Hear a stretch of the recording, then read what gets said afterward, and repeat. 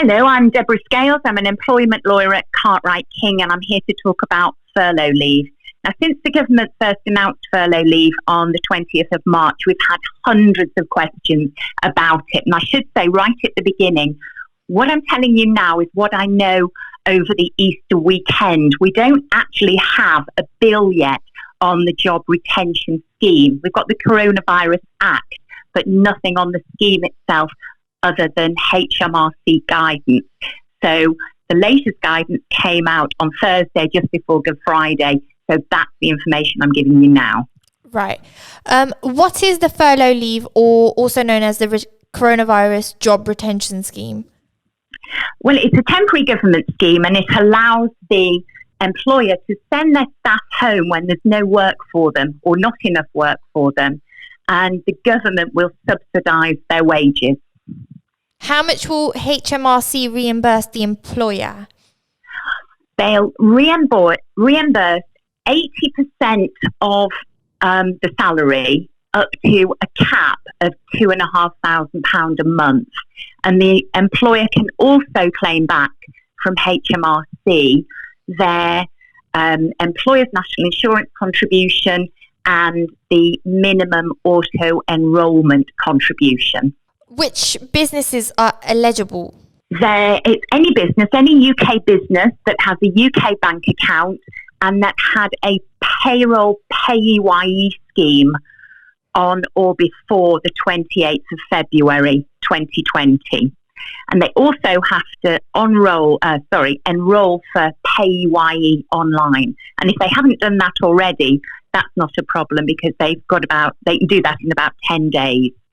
So the scheme covers all businesses of all shapes and sizes, including charities, limited liability partnerships, recruitment agents, and even in some very limited circumstances, the public sector. And which employees will be eligible? So the employees, that will be, again, it's this magic date of the 28th of February. Any employee on the payroll on that date can be enrolled for the scheme.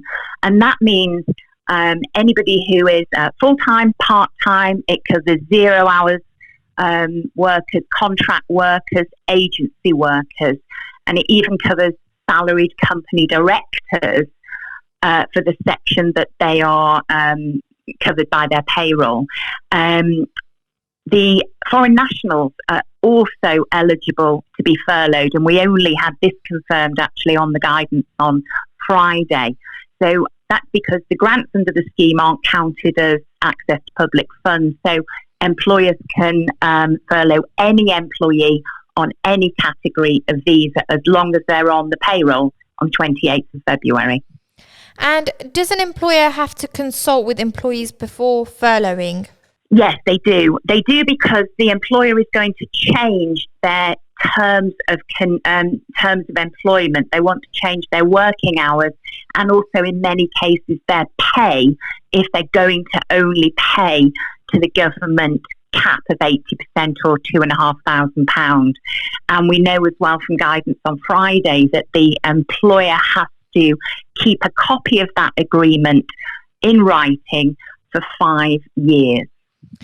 Are employees required to top up the additional 20% of employee wages or pay the extra salary for staff earning over $3,125 per month? No, they don't. Employers don't have to top up, and that's why it's so connected with the question you just asked me. Do employers need the employee's consent to furlough them? They don't have to top up, but in reality, many employees in the current crisis will be relieved to be furloughed, even if it's on a cut salary. And the thing that employees need to remember is that their employer can't reclaim this grant back from the government until the end of April. And some businesses which are really struggling and don't have any money coming in are really going to struggle to top up their salary or even pay it at all. Right. And so can employees who have already been made redundant be rehired and put on furlough leave? Yes, they can. So this is the really good news. As long as they were on the PAYE payroll on the 28th of February, they can be rehired. Right. And can employees continue to work while furloughed? There's two parts to this answer. So they cannot work for the employer that has furloughed them. They can do training if that training takes them below, if their furlough pay, which is cut, takes them below the national minimum wage. The employer has to pay them for the hours that they're doing the training. So that's the exception there to top up. So they get the national minimum wage. And an employee can also actually get a new job whilst they're furloughed from their original employer, providing the original employer allows it or allows it in the contract. And that might sound a bit odd, actually. Why can somebody be furloughed from two jobs and get two lots of salary and so on, or get a new job? And I think maybe the thinking behind this from the government is that, let's say somebody is furloughed from a marketing organisation, and then they decide they want to help the national effort, maybe by going to work in one of the supermarkets or a delivery or something like that. The furlough leave rules will allow them to go and get that second job. Right. How will employers claim this grant? There's going to be an online HMRC portal. It's not open yet. It's scheduled to open on the 20th of April, with the first reimbursement being made on the 30th of April. But bear in mind that's the intention and a hope. There's no guarantee it'll be ready on time. Okay. And finally, do employers have to put employees on furlough leave instead of making redundancies? No, they don't have to do that. For example, if the business is absolutely beyond saving, or they simply cannot survive until HMRC reimburse the furlough grant at the end of April, the employer may have no choice but to make redundancies. But any redundancy is still going to be subject to normal employment law and the normal rules under the Employment Rights Act on redundancy selection, redundancy pay, and so on. So if an employer could have used the government furlough grant and chose not to make the employee redundant, that might be an unfair dismissal. So it all depends on the circumstances of the employer and whether it was reasonable or not for them to make people redundant when they could have used the government grant. Right. And is there anything else that the public should know about this scheme? Well, there's lots of new information coming out all the time with these HMRC updates. So one thing that was confirmed on the 4th of April is that employees can be put on furlough leave for a minimum, it must be a minimum of 3 weeks.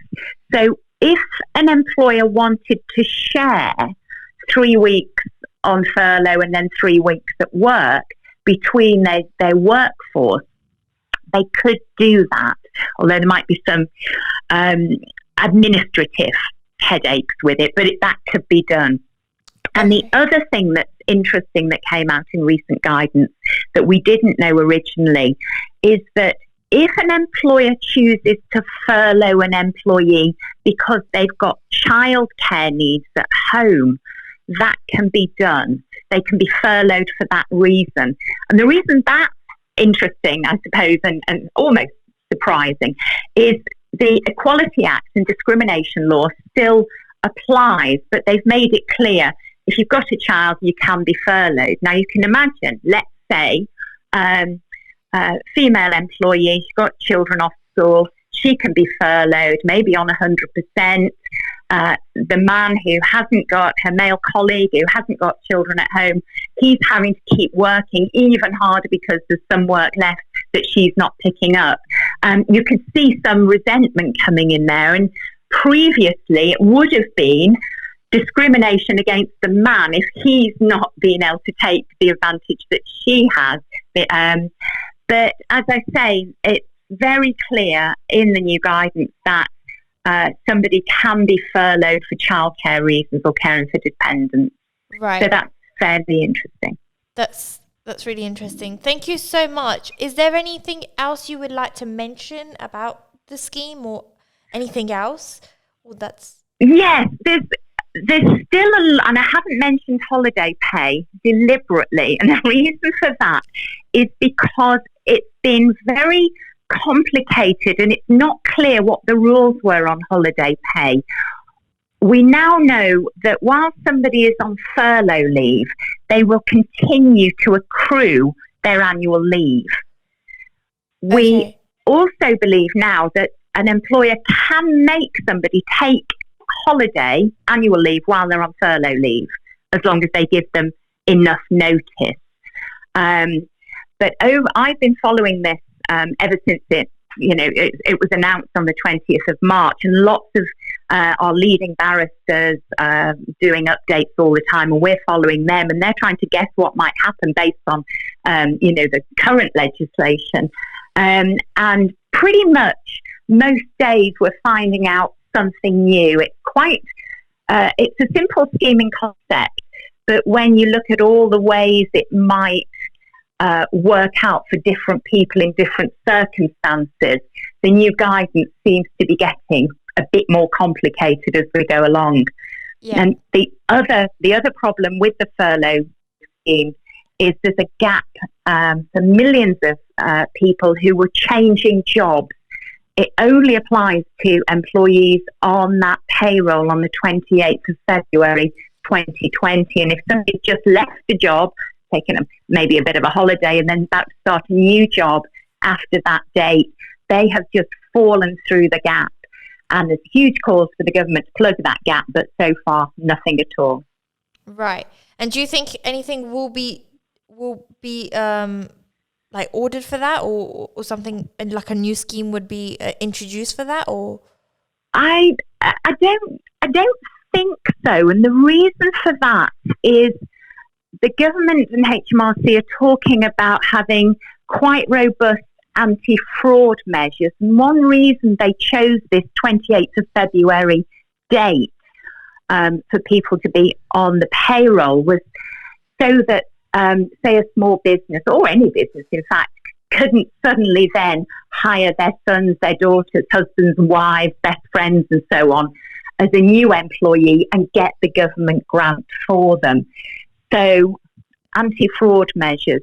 And I should say as well that there will be audits from HMRC at some point, and they are threatening criminal prosecution for employers who do commit the fraud. Yeah. Okay. So that is a good hope for people working from home, and of course people out of jobs right now. It's an astonishing scheme, really. There's never been anything like it in the UK, and even the sort of left-leaning people like many of the unions and even Bernie Sanders in the States were saying what an astonishing scheme it is. I think when they started it off, they were estimating maybe 10 billion and maybe 10% of the workforce, whatever going on. But actually now the costs are really escalating, it would seem, as more and more employees are being put on furlough leave. And at the moment it runs from March until the end of May. It was there for 3 months. Now, whether they will extend it, I've no idea. I just don't know, because in the news this morning, it's, the government saying, how long are we going to keep locked down? Is it going to be lifted, or does it have to be extended? So whether they extend the furlough scheme, we'll wait and see. Right. That's great. It was lovely talking to you, and we got some great information. I hope that helps everybody out who's probably not as sure and satisfied with everything online. So thank you so much. Thank you for having me. Thank you, Deborah. Have a lovely day. Thank you. Bye. Bye-bye.